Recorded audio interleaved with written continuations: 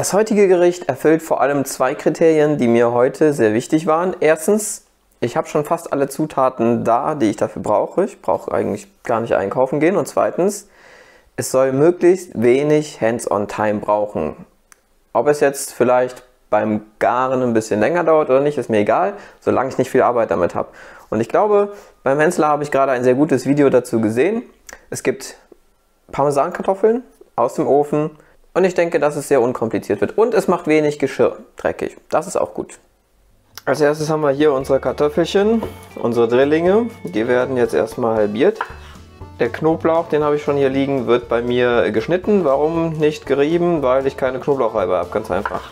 Die schneiden einfach klein. Geht auch.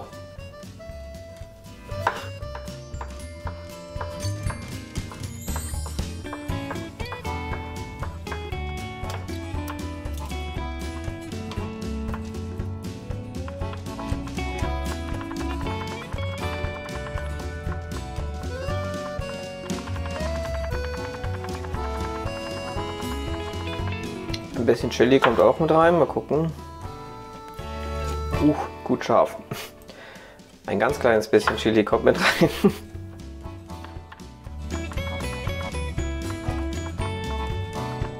Die Gewürze bereite ich mir vor, dafür nehme ich ein bisschen italienische Kräuter getrocknet. Ich bereite mir das so in einer Schale vor, damit ich es besser vermischen kann. Gut Salz dazu. Pfeffer. Und ich mache noch etwas, das hat der Steffen nicht dran gemacht, Paprikapulver dran, weil ich finde, dass das bei Kartoffeln immer sehr gut passt.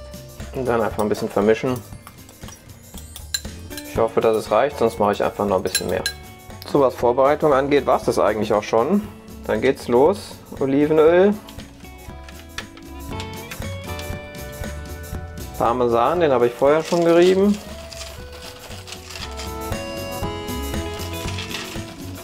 Bisschen gleichmäßig verteilen.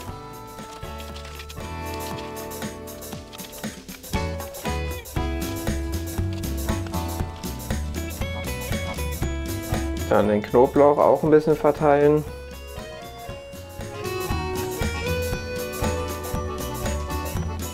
Die Gewürze natürlich.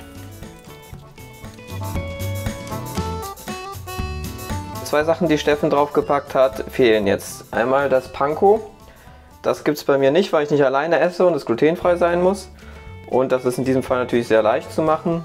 Gibt da ein bisschen weniger Crunch, aber who cares. Und die Chili, die kommt nämlich gleich in einen Dip. Also kommen jetzt die Kartoffeln und die werden einfach draufgelegt.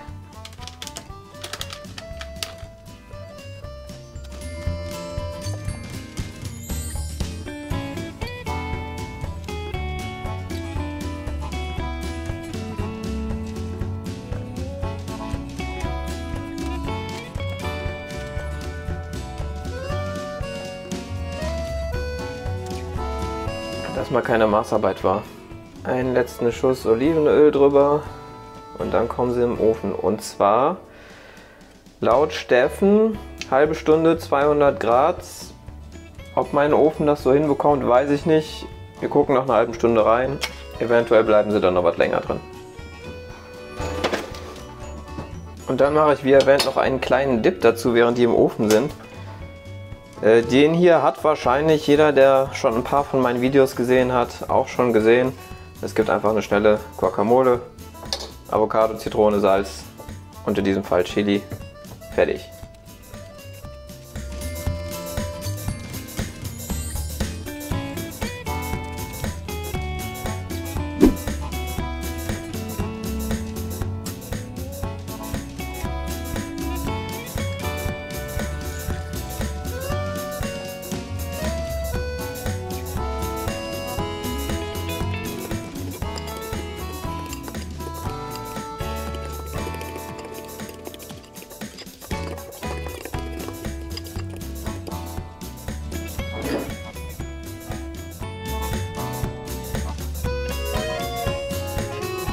So, die halbe Stunde ist um. Es sieht nicht ganz so weit aus wie bei Steffen, aber wenn ich mir die so angucke, sieht das trotzdem fertig aus. Was man hier aber sehen kann, ist, dass hier viel mehr Fett drin ist.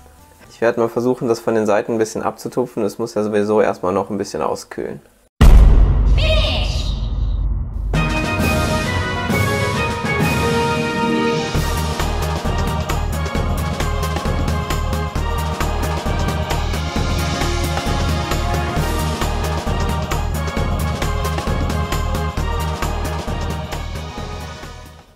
So sieht es jetzt aus. Das müssen wir natürlich noch probieren. Ich habe es ein bisschen abkühlen lassen, es ist immer noch gut heiß. Aber immerhin, der Käse ist schon knusprig.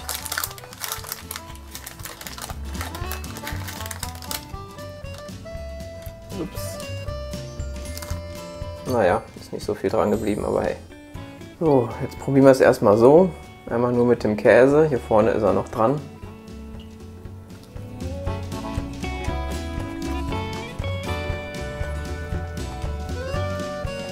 Die Kartoffeln selber sind natürlich lecker. Hätte tatsächlich noch ein bisschen mehr Würze haben können. Aber zum Glück habe ich ja meinen Dip hier. Und der macht alles würzig. Da muss ich mich mal kurz unterbrechen. Meine Bewertung von dem Essen ist nämlich ein bisschen zu neutral tatsächlich gewesen dieses Mal. Es ist nämlich so, ich mache relativ häufig Drillinge im Backofen.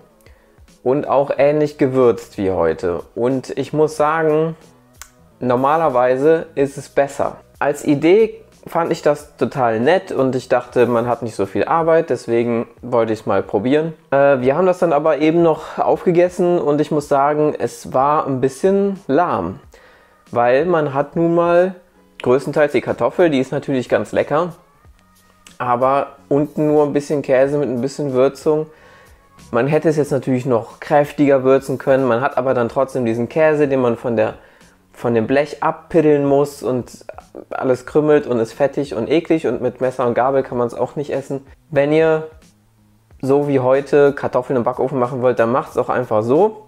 Nimmst du eine Schüssel, haust die Kartoffeln rein, am besten schneidest du sie noch kleiner, ich mache immer Spalten, Achtel, Viertel, was auch immer, je nachdem wie groß die Kartoffeln sind. In die Schüssel hauen, Gewürze reinkippen, schütteln, bis überall Gewürze dran sind. Wenn es zu wenig ist, noch mehr Gewürze reinkippen, Öl drüber. Wenn es fertig ist, in den Ofen schmeißen. Ich mache es übrigens immer heißer, 230 Grad. Und dann einfach so lange brutzeln lassen, bis es geil ist.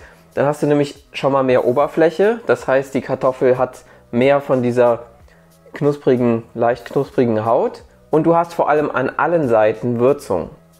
Jetzt kann man natürlich, um das Rezept dann noch nachzumachen, ein bisschen Parmesan drüber streuen, der dann noch ein bisschen dran gratiniert, meinetwegen. Aber ansonsten würde ich es doch eher so machen. Du hast so halt wirklich nur an einer Seite Würze, das heißt, du hast fast nur Kartoffel und ein bisschen Würzung.